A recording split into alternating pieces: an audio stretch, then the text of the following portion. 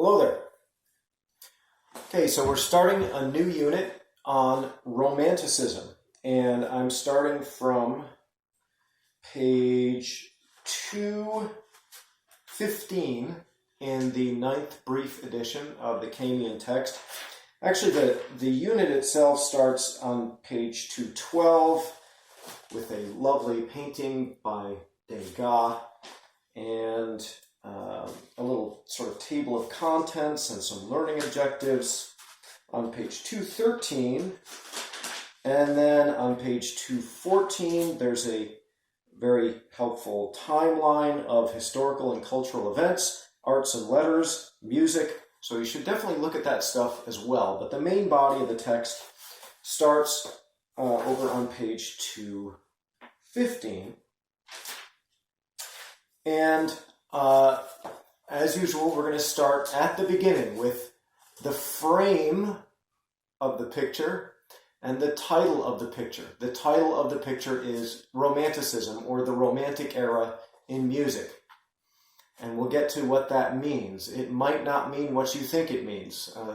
The term romantic, sort of with a capital R in this case, has only a little to do with the word romantic as we use it in everyday language. Like if you go out for a candlelit dinner on Valentine's Day with your significant other, that may be romantic. Romantic love is certainly one aspect of Romanticism, but it's actually a fairly small aspect of this larger cultural movement or mode of thought, or really mode of feeling, which we could call Romanticism. So it's much, much bigger than romantic love. So probably the best thing to do would just to put aside your common sense, everyday notion of the word romantic. Just kind of put it aside and pretend you've never heard of that word before.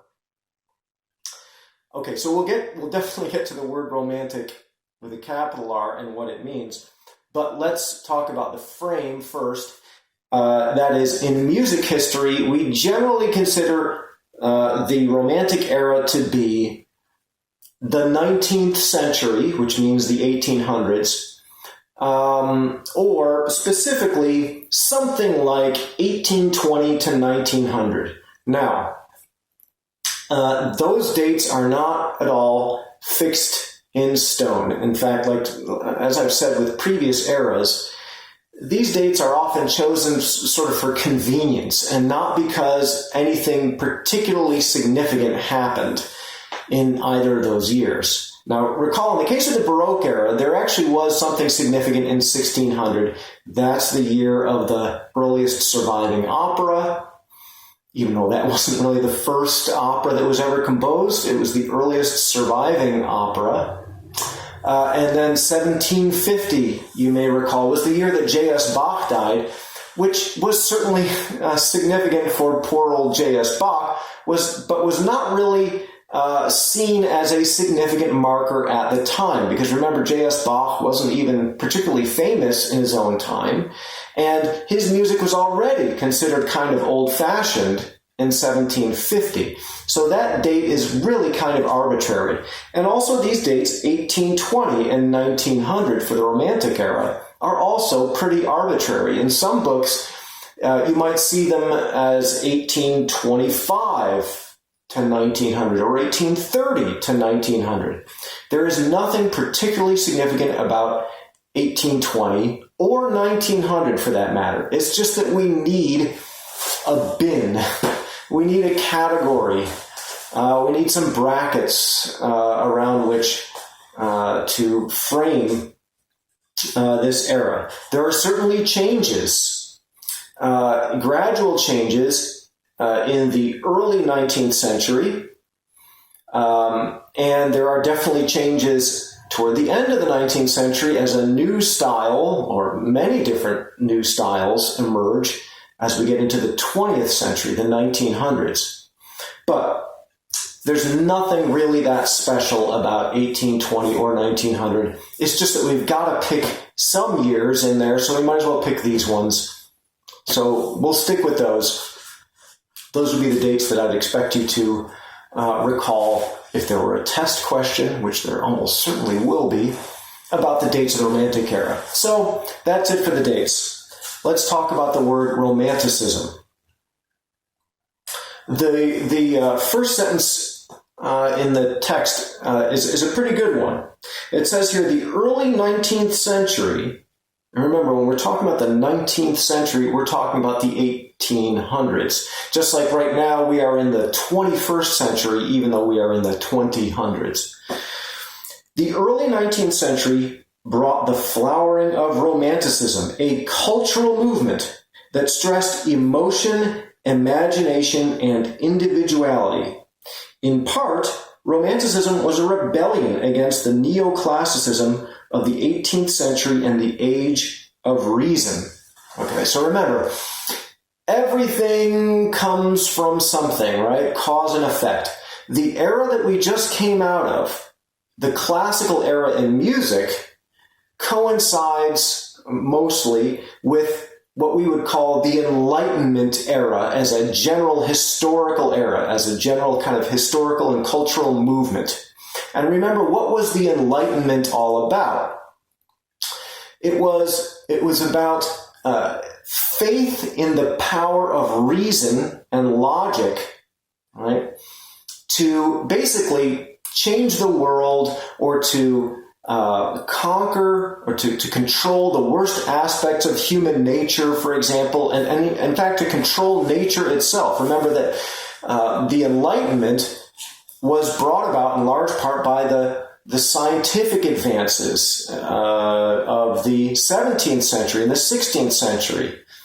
So that as scientists seem to discover the secrets of nature and to attain control over nature, to make discoveries and to make practical applications based on those discoveries that actually improved people's lives, led to great advances in medicine, in just people's well-being. The leading thinkers, the writers and the philosophers of that time looked at all that progress and said, what if we were to apply these same kinds of scientific principles to everything? To, for example, organizing a system of government, to looking at data and finding ways that we can kind of crunch the numbers and analyze and experiment and improve people's lives. There's nothing that we can't accomplish if we can only put our minds to it, and also throw away all of those old superstitions that we have, this sort of irrational impulses that we have. If we can conquer those by applying our minds, there's nothing that we can't do. The sky's the limit. Romanticism is a reaction and a rejection of all of that. All right? It's much more emotion-based, whereas the Enlightenment was sort of, reason-based. It's sort of like a mind versus the heart kind of thing. It says here, Romantic writers, and as is so often the case, each of these cultural movements really begins with literature very often. This is definitely true of the Renaissance, which really began with literature, with the rediscovery of Latin and Greek, right, which led to sort of the renewed appreciation of the classics of the classical cultures of ancient Greece and Rome, before the Middle Ages, which was seen as a golden age, right? That's what the Renaissance was all about. The Renaissance begins really as a literary movement.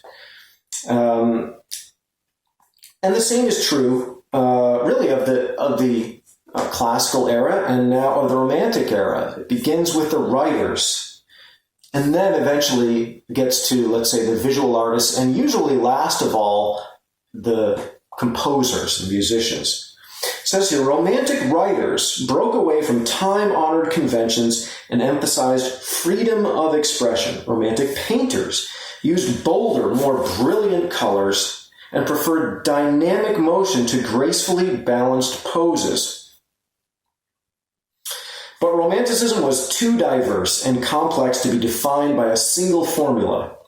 This is definitely the case. And in fact, it's a challenge for me to even introduce Romanticism and to give it justice in, let's say, the space of a 50-minute lecture. You could spend your entire life, you could devote your career, as many people have done, to the study of 19th century Romanticism and not even really scratch the surface of it hardly, because this is a cultural movement. It's bigger than music or literature or the arts. It's bigger than all of that, right? It's a cultural movement that sweeps through Europe in the 19th century. And in some sense, really, you could argue, has never really gone away. To this day, we have very romantic conceptions about a number of different things, including music and art, and love, right? The idea, for example, of marrying for love, finding your soulmate, and that's the basis for marriage. That was unheard of for the most part, except for, maybe the very elite of society, or the luxury of marrying for love. Up until, only a few hundred years ago, nobody really married for love. Marriage was an arrangement between families, and it had a lot to do with, let's say, consolidating land or businesses, and also finding a good match between families, similar class and definitely similar religion, and the feelings of the bride and groom often didn't even factor into it, because it was their parents and the families who were making these decisions, right? So it's amazing, as was the case actually with the Enlightenment. We walk around every day with all kinds of Enlightenment notions, kind of that we've inherited, that we've been taught, and that we take for granted, and we just kind of assume have always been out there. But it's not the case. These things are fairly recent. And in the case of this romantic outlook,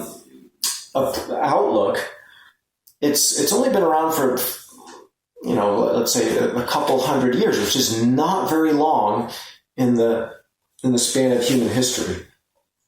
Okay.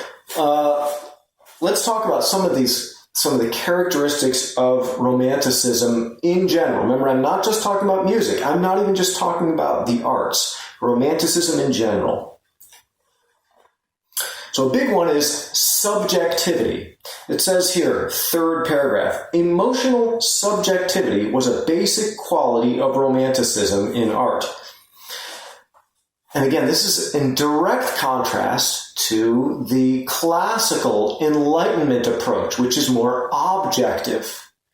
And that's, that's definitely an outgrowth of the Enlightenment approach being rooted in science. The scientist has to believe really, that there is some objective truth out there.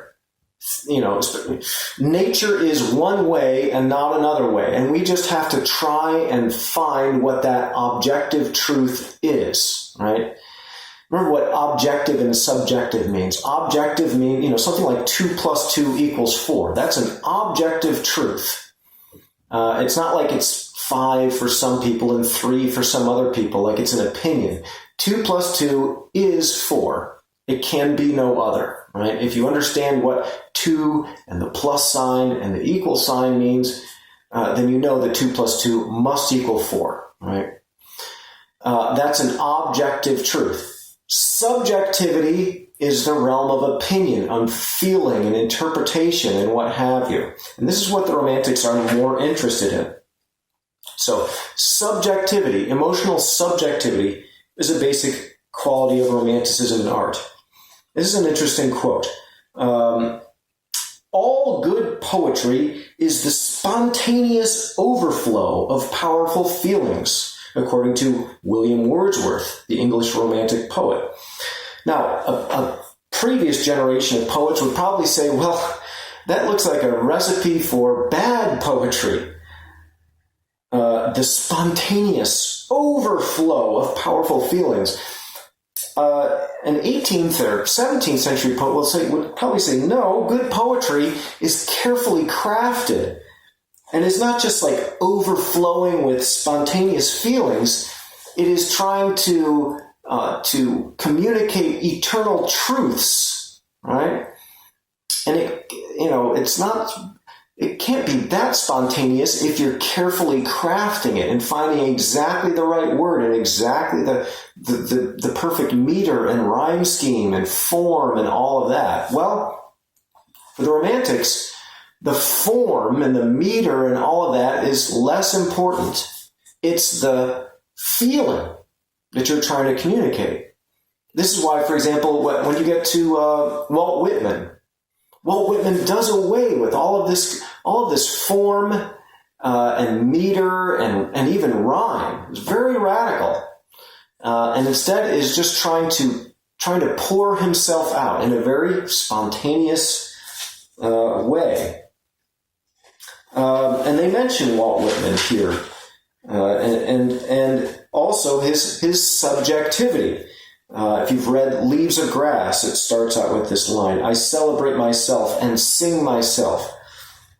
It's all about myself, It's very much about the individual and what he feels inside, he or she, and then what he is going to express to others. Here's some other aspects of Romanticism in general. In exploring their inner lives, the Romantics were especially drawn to the realm of fantasy, the unconscious, the irrational, the world of dreams. This is what the Romantics were interested in. Not so much the rational mind, but what's going on behind the scenes. Emotion, certainly, which very often cannot be explained rationally. Also, dreams, fantasies, drug-induced states, right? Experimenting with drugs for some artistic purpose or to get some kind of insight into the universe, that did not begin in the 1960s. There were lots of Romantic writers and composers and other kinds of creative people who experimented with opium in particular, which was very big back then. They didn't have LSD yet, but they had opium.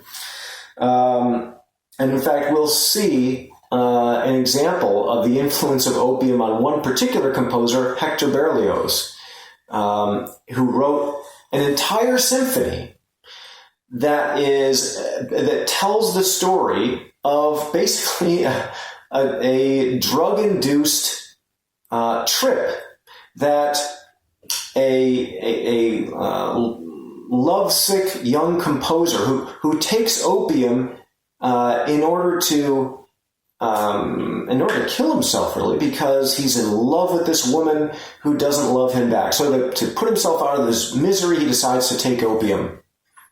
But instead of dying, he sort of falls into this coma and has a series of different musical hallucinations. And the woman that he's in love with has a starring role in each of these different weird dreams. So this is the conceit. This is the story of Hector Berlioz's greatest work, the Symphonie Fantastique. And it's based on Berlioz's own life. He actually went through something like this. And so it's sort of an autobiographical outpouring of a very specific instance in Berlioz's life that he sort of translated into music.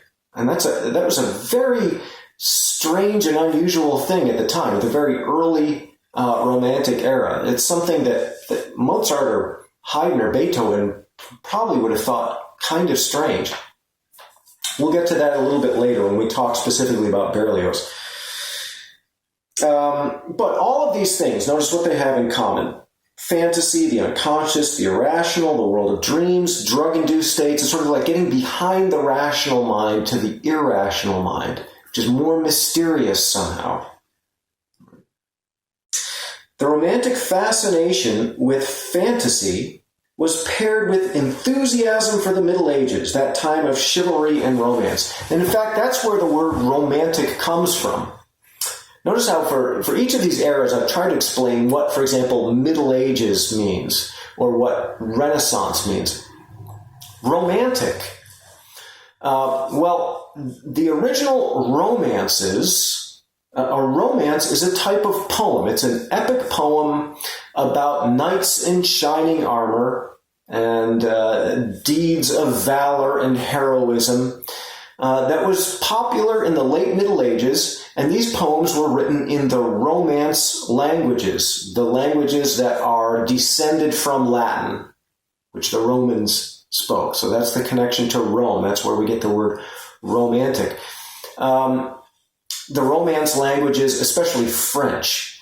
So that's where we get the word romance from, and that ties in with this enthusiasm for the Middle Ages. People in the Romantic era looked back to the Middle Ages, and they looked at, for example, medieval cathedrals and these old Romantic poems, and in fact the whole way of life of the Middle Ages, and they kind of romanticized it.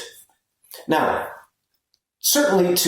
hopefully to us today, but certainly to, let's say, someone living during the Enlightenment, this would seem kind of puzzling, because none of us would want to go back and live in the Middle Ages, I don't think. It was a very rough time to be alive. Remember, the Middle Ages, there was, this rigid class system. The vast majority of people were dirt poor peasants who didn't even own the land they worked on, didn't even own the crops that they raised. There's this rigid class system, this widespread ignorance and superstition, and of course there were wars and diseases and just backwardness. And why would anyone want to go back to that? Why would anyone look at that and say, those were the days? Well, there is a reason why. It has to do with the general era that we're living in. The 19th century, in addition to being the age of Romanticism for our purposes, was also the Industrial Revolution, right? And this is when Europe is making this transformation from an agrarian society, a society which is wherein most people are employed raising crops, because raising crops is so labor intensive, right? And this is the way it's been for thousands of years. The vast majority of people are either directly or indirectly involved in the raising of crops, and only a tiny percentage of people do anything else, like the clergy or the nobility or the few skilled craftsmen living in the towns. It's been that way for thousands of years, really since the beginning of the agrarian revolution. Maybe 6,000 BC or so. Well, now we get to the 1800s, and the Industrial Revolution is underway in Europe. And what this means is now we are transforming into an industrial society. And because of some of the progress of the Enlightenment and the Industrial Revolution, farming has become much more efficient. There are better methods of farming that have been discovered through science. There's more mechanization. And you just don't need as many people to farm the land anymore as you once did. So what are all those people going to do? They're moving to the cities, for one thing, and the cities in the 19th century, the big cities of Europe, are doubling, tripling, quadrupling in size in just a few decades' time. So now you have people packed into the cities, and they are often working at fairly menial jobs that are unrelated to agriculture.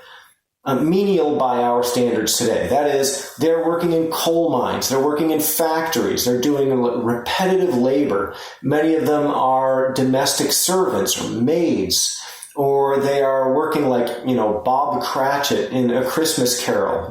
They're adding up columns of numbers. So there's a lot of this kind of repetitive drudgery kind of work. There are a lot of people crowded into these big cities. And if you think about people like this, in this circumstance, what might they be sort of longing or yearning for? Well, they might be yearning for the good old days of their ancestors. When, if your great-great-grandfather was a peasant, he might have had a hard life, but at least he was in touch with nature. And he was in tune with the seasons. There's a time for planting and a time for harvest and all of that, right? And there's a certain appeal to that, to someone who's living in a big, dirty, crowded, smelly city, working in at what seems to be maybe kind of a pointless job, you know. So there is this romanticism of not just the Middle Ages, but also, and this is maybe one of the most important things about romanticism, there's this intense yearning for nature, this desire to get back to nature. Again, people living in these big, crowded cities, what do they yearn for? They yearn for nature. And so the Romantics were obsessed with nature, and they saw nature not just as, you know, pretty blue skies and green fields and mountains and streams and whatnot, but as sort of a metaphor for life or for the passions of the human heart or whatever, right? There's some kind of mystical significance to nature. And that's why you see so much, for example, nature-based art, landscapes, like these kind of paintings by Caspar David Friedrich. This is a favorite kind of subject of his. Notice that the individuals are kind of isolated, and they've gone out into the country to see, let's say, a beautiful sunset or sunrise or the moon in the clouds. And so you see over and over again this romantic obsession with nature. And that's what they mention in the next paragraph of the book. It says, of all the inspirations for romantic art and poetry and music, I might say, none was more important than nature. The physical world was seen as a source of consolation and a mirror of the human heart. Okay, kind of summing up this section, it says here, Romanticism coincided with the Industrial Revolution, which caused vast social and economic changes. Many writers and painters recorded the new social realities of the time. The novels of Charles Dickens, Bob Cratchit, Christmas Carol, and the paintings of Honoré Daumier reflect an interest in the working class and the poor. So there are these kind of social concerns as well, because there's a great deal of societal disruption going on. This is really an age of revolution, not just the industrial revolution, but we are living now through, in the 19th century, the aftermath of the French Revolution, which was just earth-shattering, which led to the rise of Napoleon, for example, who was a very romantic, heroic kind of figure. And in fact, there were a series of revolutions in France and elsewhere in Europe in 1830, in particular in 1848 and 1849, as the middle class people, especially, began to assert or demand their rights, to demand representation, right? These revolutions were often suppressed and put down by the nobility in Europe, who managed to keep themselves in power right up, to varying degrees in various places, but right up through World War I. But it is definitely the case that this trend, which we saw back beginning in the Enlightenment, of the middle class demanding political power and rights, this trend continues, right? The middle class, after all, now are beginning to outnumber the nobility and certainly the clergy. And they have these Enlightenment notions in their heads, which are really, in some cases, becoming romantic kinds of notions. That why should someone consider themselves to be better than me, or I demand my rights. So that's another aspect of this time. Really, we have a sort of a revolutionary era going, beyond, really beginning before the Romantic era in music and going well beyond it. Okay, but let's, having sort of filled out the background of our picture, let's talk a little bit about the characteristics of Romantic music in particular. And now I'm here on page 219. At the top of 219, they give again the dates of the Romantic era, 1820 to 1900, and they mention a whole bunch of composers.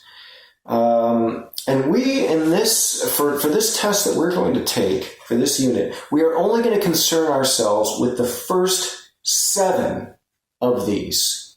The first 7. So our test is only going to be on the early Romantic era. And those are Franz Schubert, Robert Schumann, Clara Schumann, who was the wife of Robert Schumann, Frederick Chopin, Franz Liszt, Felix Mendelssohn, and Hector Berlioz. That's 7, I believe. The rest of these we just won't have time to get to. They're wonderful composers, and I urge you to read on and explore their music, but we are limited in time, so we're only going to deal with those. And I'm actually going to deal with them in chronological order, which the book does not. So the order in which I will talk about them, I'm going to begin with Schubert, who is generally considered to be the first of the Romantics. Actually, Schubert lived, although he was about 27 years younger than Beethoven, he lived in the same time and the same place as Beethoven. He died just 1 year after Beethoven. And actually, I would say about both Schubert and Beethoven that they were both classical composers as well as romantic composers. They maybe had like 1 foot in each era. And certainly Beethoven, although we always kind of classify him as a classical era composer, he was the inspiration for the romantic composers, not just. And he was a very romantic kind of figure in his way. Think about, for example, his, even put aside his music, which certainly goes to emotional extremes, and that's what we associate with Romanticism, like stressing emotion above all else. It's certainly true of Beethoven's middle period music, right? Like the Fifth Symphony that we listened to in our previous unit. But also think about his life. The fact that, for example, he lost his hearing but continued to compose because he felt that he had more to say, and even his deafness would not stop him. The fact that he was sort of an isolated, lonely, misunderstood kind of person who struggled heroically against the odds, against the ultimate disability for a musician, which is deafness. This made him tremendously appealing, the example of Beethoven, and also his career. Remember, Beethoven was really the first successful freelance composer, that is, successful financially. He was able to make it not as a court composer, as sort of a musical servant, or as a church composer, the way that Haydn and Bach and generations of previous composers had to do. Beethoven was a freelance composer, which means he was his own boss. If he felt like composing a symphony or an opera or a piano sonata, whatever he wanted to compose, in whatever style he wanted to compose it, he was a free agent. Unlike, for example, his teacher, Haydn. Remember, Haydn worked as a court composer, which means he was a servant. He was told what kind of music to create, and given a deadline, and even told, what style it should be in. And if the music he wrote didn't please his boss, he would find out about it. That was not the case for Beethoven. Beethoven wouldn't have wanted to work that way. He had to be his own boss, and he had to express what was inside of him, not compose to please somebody else standing over him. Right? So that in itself is again, a romantic kind of thing. Beethoven was certainly an inspiring figure for really all the Romantic era composers. Anyway, we usually count Franz Schubert as the first Romantic composer. That's just kind of traditional. But he also, again, we could say there's a lot of compositions by Schubert which are essentially kind of like classical. So he kind of fits in both eras. We start with Schubert, and we'll go from there, again, moving chronologically. We'll look at Hector Berlioz, whom I already mentioned, composed a symphony, the Symphonie Fantastique, based on this story of a composer who overdoses on opium and has a series of weird musical hallucinations. And then from there, we will talk about Felix Mendelssohn, Robert and Clara Schumann, and then finally the two greatest pianists and composers for the piano of the 19th century, Frédéric Chopin and Franz Liszt. Okay, next paragraph. This is kind of an important point. Composers of the Romantic period continued to use the musical forms of the preceding classical era. In this unit, we won't need to really learn about form. Form, that is the way that pieces are structured, is not all that important in the Romantic era. There is form, and composers are aware of form, and they construct music in certain forms, but form is not the most important thing, the way that it was in the classical era. Right.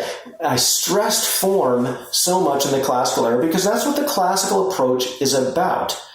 It's about trying to find some ideal form on the micro level, mid-level, the macro level, and the ideal form is what generates beauty, right? This whole kind of concept. The Romantics were not so much interested in form, they were more interested in content, right? So remember this distinction between form and content. If you have a cylindrical container and you pour sugar into it, or you pour jelly beans into it, or whatever you put into it, that content will assume the form of the container, right? The container, that cylinder, whatever it is, that's the form. The Romantics are more interested in the content. The form is not so important. It's what's going into that form, right? The emotional content in particular. So the Romantics, for the most part, didn't see the need to obsess over form. They were more interested in content. So we won't need to learn a lot about form. What we will focus on instead is the individual composers, those 7 that I just mentioned, and their lives, their careers, what kinds of pieces they composed. And here's again is another point. Because we are now in the 19th century in the age of the freelance composer, remember Beethoven kind of established this, and in part it was due to just changing times. You know, the aristocracy, which had employed court composers for centuries, really, they are now declining in wealth and power and influence, and it's just not necessary anymore for, let's say, a count or a baron or whatever to have his own composer and his own private orchestra. It's just too expensive and it's impractical. If you are a member of the nobility and you love music, well, why not just go to the opera with everybody else? You could get your own fancy private box, you know, away from the rabble. You could, for the cost of hiring a court composer like Haydn and an entire orchestra for your own private entertainment, you could buy a nice little place in the city. You could still have your country estate, and during concert season, you could move to your house in the city and go to public concerts. You could go to the opera, go to the Philharmonic, whatever. So the age of the court composer, the sort of musical servant, is passing. And none of those composers that I listed were ever a court composer in the way that Haydn was. They are all freelance composers, and that means they can choose what kinds of pieces they want to compose. And so now there's much more specialization and much more individuality of style. If you look at the previous composers that we talked about, Haydn, Mozart, and Beethoven, all 3 of them did everything.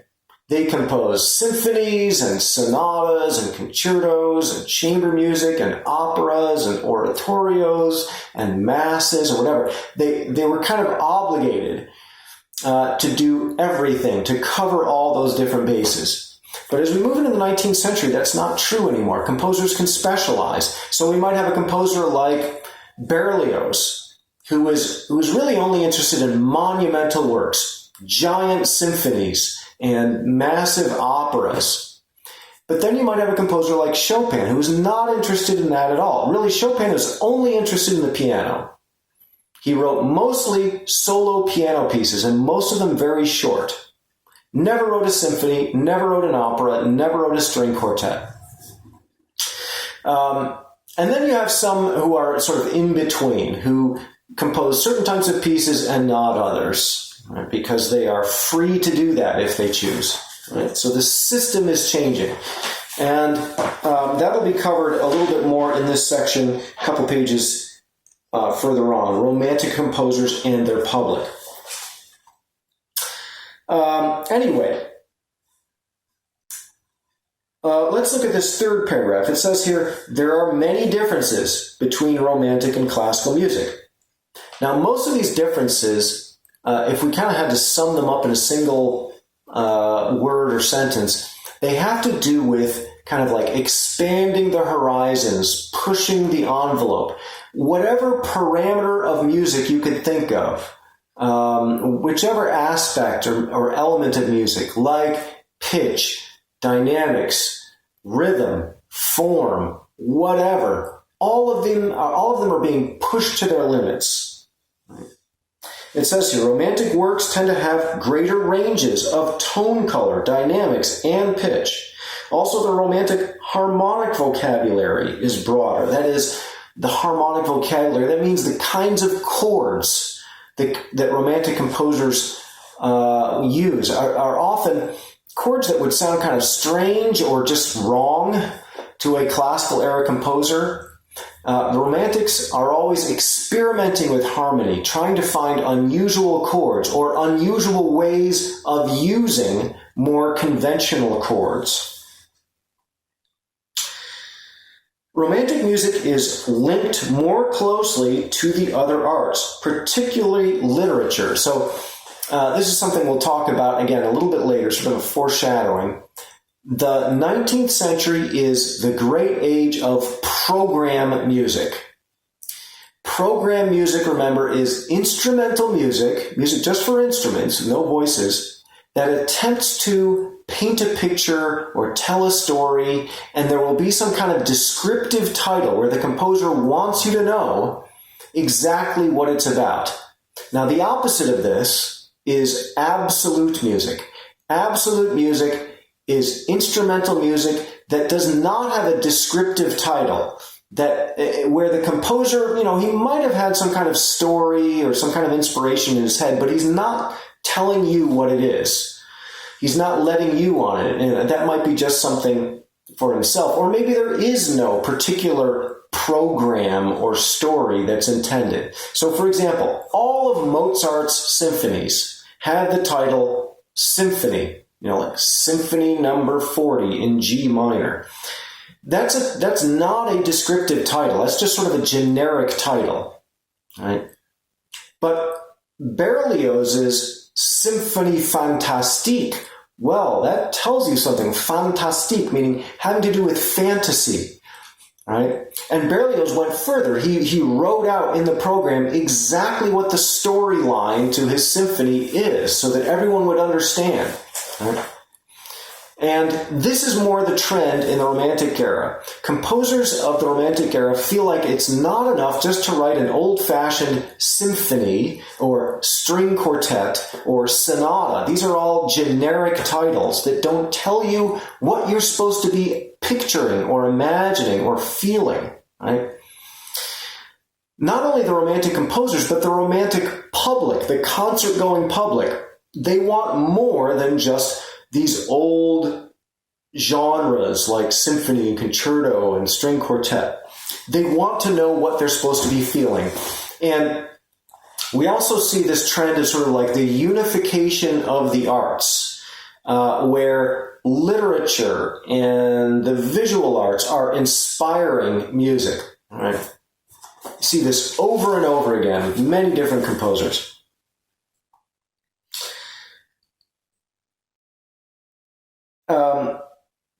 Now, actually, this is a good point toward the end of the third paragraph. It says here, some romantic composers, such as Mendelssohn and Brahms. Now, we won't get to Brahms, unfortunately, because I think he's really the greatest of the Romantic era composers. There's a reason we talk about the three Bs, Bach, Beethoven, and Brahms.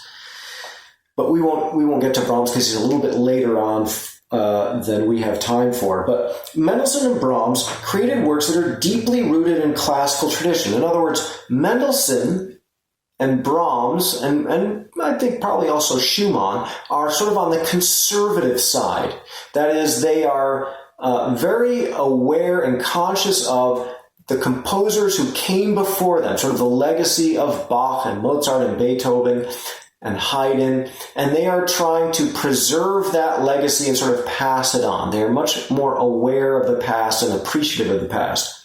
But other composers, such as Berlioz, Liszt, and Wagner, another composer who we won't get to talk about, unfortunately, but Wagner was a hugely influential person, really the most talked about and the most written about figure, certainly the 19th century and maybe all of human history. I read somewhere that there are more books about Wagner than there are about Jesus. I'm not sure if that's true or not, but all of those three composers, Berlioz, Liszt, and Wagner, were what we might call sort of like radical, forward-thinking composers, not as interested in the music of the past, but searching for the music of the future, right? Much more forward-looking. So we have a kind of a spectrum of more conservative composers and more progressive composers, we might say. Now, the book then gets into various specific characteristics of romantic music, like individuality of style, expressive aims and subjects. Right. I can turn the page here. Nationalism and exoticism. Let me talk for just a moment. I'm here on page 220. Talk for just a moment about nationalism and exoticism. The 19th century is the great age of nationalism. What is nationalism? Well, it's something akin to patriotism. And there are debates going on actually right now about, well, what's the difference between nationalism and patriotism? But nationalism is simply a strong feeling of identification with your people. Whether your people or your nation actually have a country to call their own is kind of a different matter. And a lot of times during the 19th century, they didn't, because these nations or these distinct cultures with their own language, with their own cultural traditions and folklore and whatever, they might be under the domination, the political domination of some other entity. So nationalism in that sense it could be a little bit different from patriotism, because you could be a nation of people and not have your own country. And in fact, that's one of the things that might in fact inspire these feelings of nationalism, that you want to, unite and rebel against your oppressor. So for example, the northern Italians against the Austrians, or the Poles against the Russians, or whoever it might be. So there are lots of different reasons for nationalism, one of which was actually the rise of Napoleon, who, as he swept through Europe and occupied and oppressed various different ethnic groups, inspired feelings of rebellion against him and sort of lit this fire. Didn't intend to, of course, but lit this fire of nationalism, which burned all the way through the 19th century. This was expressed in all of the arts, but particularly in music. And this is one of the reasons why different composers in the 19th century sound different from each other to a much greater extent than was the case in the classical era.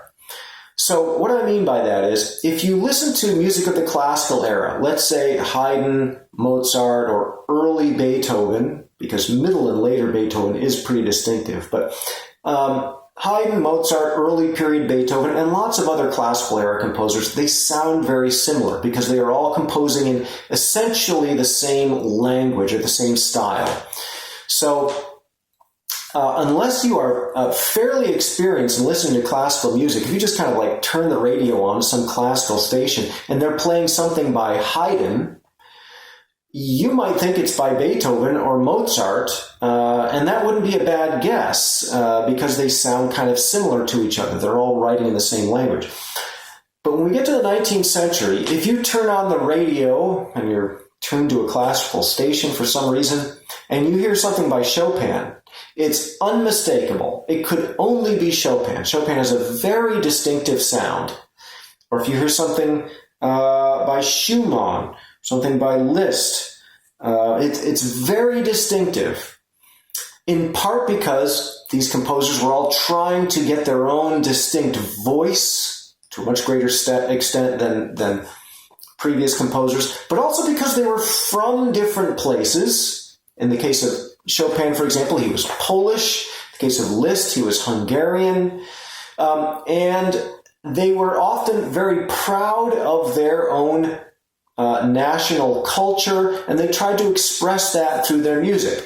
So Chopin, for example, borrowed from Polish style folk dances, and Liszt, the same thing. They use certain distinct scale patterns, for example, or just certain distinct rhythms, certain distinct metrical patterns that are related to the dances or the ballads of that particular culture, so that it sounded distinctly, let's say, Polish or Czech or Hungarian or whatnot, or Russian. Unfortunately, we won't get to any Russian composers, but there's a very distinct kind of Russian sound that composers like Tchaikovsky and others later on cultivated. Now, the opposite of that, in a way, or the inverse of that, perhaps, is exoticism. Exoticism, from the word exotic, this is when an artist or a composer or a writer is interested in far-flung, exotic, distant cultures, which are kind of like strange, which are very different from your own. And this was a kind of a craze in the 19th century as well. So you have, especially in the world of opera, you have opera composers writing operas that are set not in Europe somewhere, but maybe in Japan, or in China, or in the Middle East, or some strange foreign location. And audiences found this very fascinating and interesting. Remember, this is a time when international travel is starting to become a bit more commonplace, especially with the invention of the steamship and the development of the railroads, right? So the world is starting to get a little bit more interconnected and smaller, and the European cultures are kind of discovering, for example, Japan. Japan was essentially closed off to the rest of the world until the late 1800s, right? And it was sort of sealed off and frozen in time in the Middle Ages until it was kind of forcefully opened up by the U.S. Navy, actually. And once the Europeans started to and Americans started to interact with the Japanese, they found this culture fascinating, and they loved the art, and they couldn't get enough of this stuff. Right? So, and this is reflected in the music of certain composers. So we have nationalism, we have exoticism. They talk about program music, which I've already talked about a bit. And the last thing I'm going to talk about here is where they talk about expressive tone color, because this has to do with the expansion of the orchestra and also the expansion of the piano. So first of all, the orchestra reaches its final evolution during this period. We've already seen how the orchestra starts out in the Baroque era as really just the stringed instruments, violin, cello, violin, viola, cello, and bass, plus a little harpsichord to supply the sort of the rhythm section, the chords. We move into the classical era, and the harpsichord goes away because we don't need that basso continuo anymore. And we add to that core of strings a couple of woodwinds, oboes, and flutes, and a couple of brass instruments, trumpets and French horns, and we have some clarinets and some bassoons, and we have just a pair of timpani drums, right? Boom, boom, boom, boom, boom. And that's it. So the classical orchestra, it doubles in size from the Baroque era, going from maybe 20 players to maybe 40 or 50 players.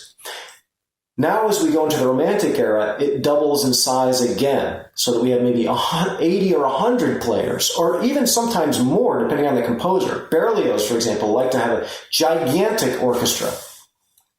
So the Romantic orchestra still has all of those stringed instruments, but it has many, many additional woodwind, brass, and percussion instruments that were not used, for example, by Beethoven. Instruments like, for example, we've already seen Beethoven really was the first to introduce trombones into the symphony, but now we have like tuba, we have more French horns and trumpets, we have contrabassoon and English horn and piccolo. We have harps. We have many more percussion instruments, right? So we just have more instruments, and particularly more of the really loud instruments, the brass and the percussion. And that means the orchestra not only has lots more possibilities for different tone colors, right? And composers start to really exploit the possibilities of tone color to a greater degree. They're looking to find unusual combinations of instruments, sort of like a painter who has a palette that is suddenly twice as big with twice as many colors, and there's so much more possibility for experimentation.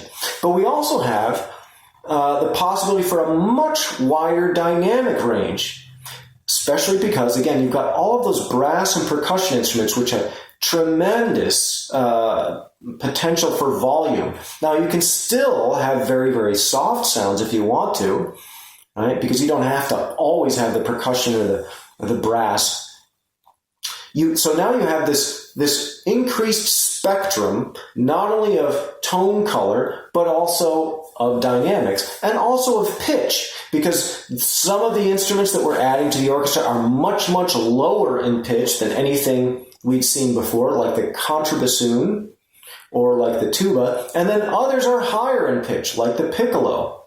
So our pitch range is also expanded. Composers are just pushing the envelope of every element of music that you can think of, right? And this is mentioned in the next page. There's expanded range of dynamics, pitch, and tempo. By the way, this is also true of the piano.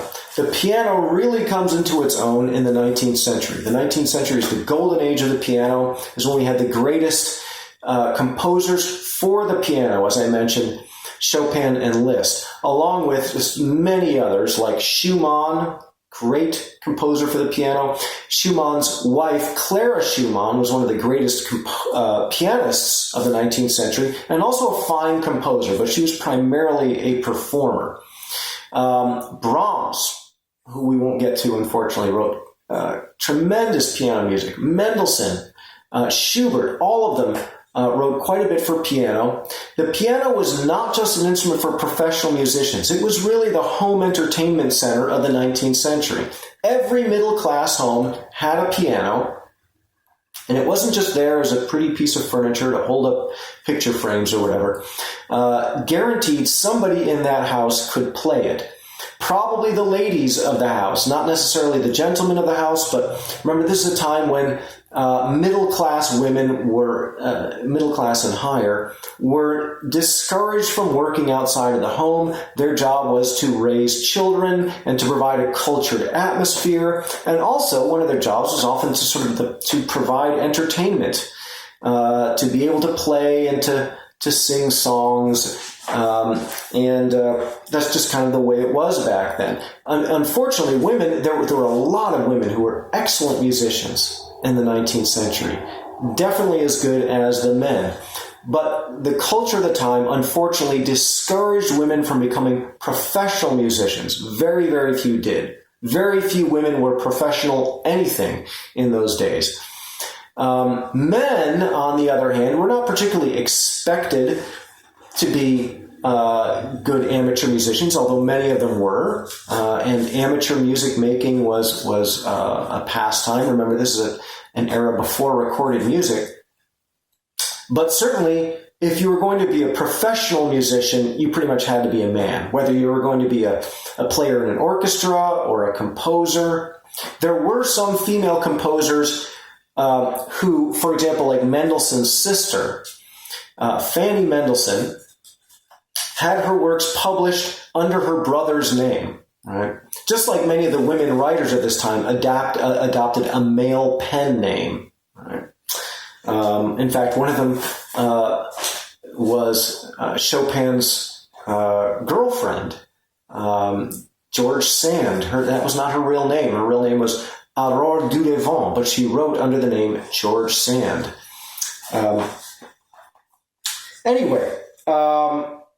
So the piano expands during the 19th century. That is, it expands in range, more high notes, more low notes, and expands in tone color and in dynamics. And this is in part made possible by the Industrial Revolution, because beginning in the 19th century, pianos start to be made with a cast iron frame instead of just a wooden frame.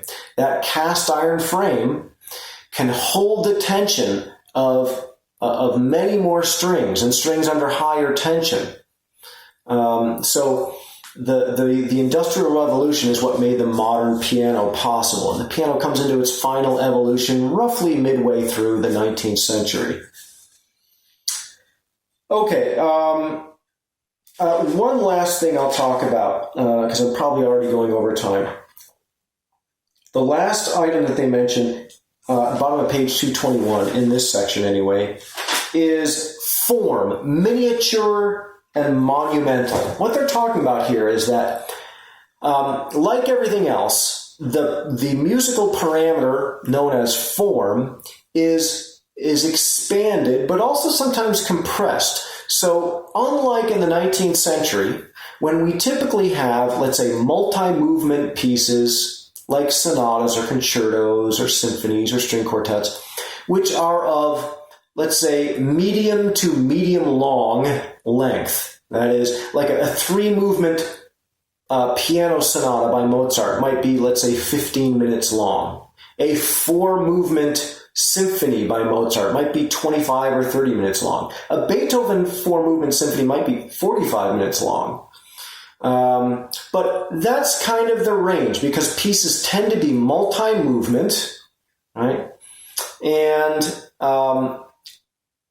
what we see instead in the 19th century is composers focusing sometimes on single movement works, which are very, very short, such as the Lied, or art song, which we will learn about, especially in connection with Schubert. An art song is sort of like a pop song in that it is only 3 or 4 minutes long. It's very brief, but there's a lot of emotion concentrated into that 3 or 4 minutes. Same thing with the character piece for piano. A character piece, this is the most popular type of piano piece in the 19th century. It's not a sonata. It's not a multi-movement work. It's a single movement work, which is fairly brief, usually about 3 or 4 minutes, and has a descriptive title, a title which is telling you what the piece is about and what you are supposed to feel or what you're supposed to imagine. Right? We'll see many examples of these. This is what Chopin, for example, specialized in, but many other composers like Schubert, Schumann, Mendelssohn, Liszt, they all wrote these kind of character pieces. A sonata, on the other hand, has a title which really doesn't tell you much. Remember, the word sonata just means instrumental piece, right? So a sonata is a multi-movement work with a generic title. A character piece is a single movement work, fairly brief, with a descriptive title. So those are both examples of miniature forms or genres, but we also have monumental forms. So the symphony, for example, is generally greatly expanded in the 19th century. Remember, I mentioned a couple times already Berlioz and his Symphonie Fantastique. This is a symphony which has 5 movements and is well over an hour long. Right? Remember, Beethoven's Fifth, just fairly long, right? It's about 35, 40 minutes long and has 4 movements. Berlioz' Symphonie Fantastique is about twice as long as that and requires a much bigger orchestra. Right? And has 5 movements. So we see some composers wanting to expand and compose bigger, grander pieces for more musicians, but other composers go in the opposite direction, composing shorter, more intimate, perhaps, types of pieces. It's like the difference between a poem by Emily Dickinson versus War and Peace by Leo Tolstoy, right? 1,200 pages or whatever it is, versus maybe only 8 lines, which pack a lot of emotion. If we're talking about a poem by Emily Dickinson. Okay, so that's probably about it for now.